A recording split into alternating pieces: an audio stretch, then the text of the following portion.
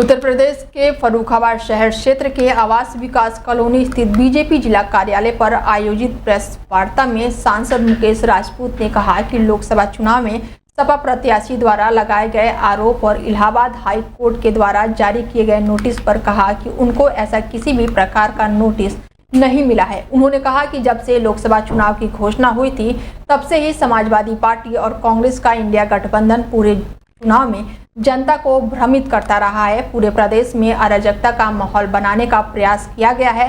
बता दें कि मतदान से पूर्व ही जनता को भ्रमित करने के लिए कांग्रेस और उनके सहयोगी दल, जिसमें मुख्य रूप से समाजवादी पार्टी, ने पूरे प्रदेश में पिछड़ों और दलित समाज वर्ग के लोगों को संविधान और आरक्षण के नाम पर गुमराह करने का काम किया। बल्कि सपा और कांग्रेस कभी भी संविधान और नियमों के आधार पर कार्य नहीं करती है। ये बड़ा आरोप लगाया है उन्होंने।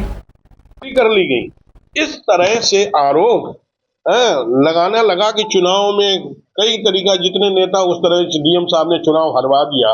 ये उस समय चुनाव के समय तक, ये मतगणना के बाद में ये बातें 1 दिन 2 दिन 3 दिन 4 दिन 5 दिन महीना 15 दिन चला।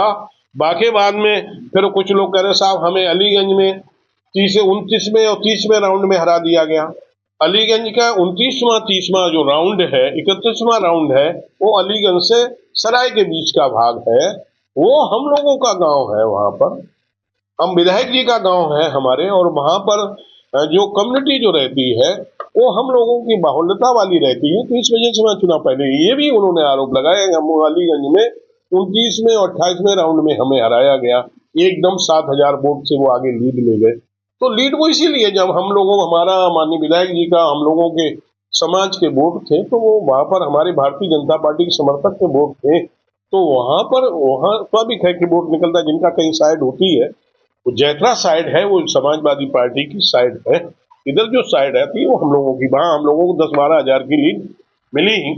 और वहां उधर से हम लोग 32,000 से आके लगभग 22,000 से 21,000 से वहां पर हम